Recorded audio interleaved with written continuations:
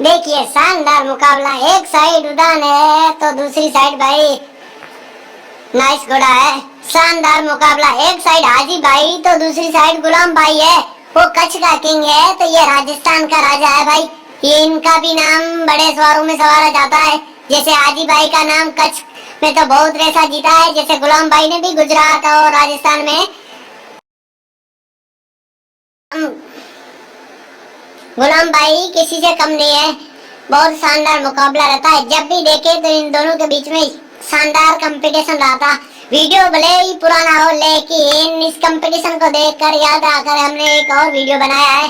और जाते जाते ये वीडियो को लाइक और सब्सक्राइब और शेयर जरूर करें, क्योंकि आप सब्सक्राइब और लाइक करोगे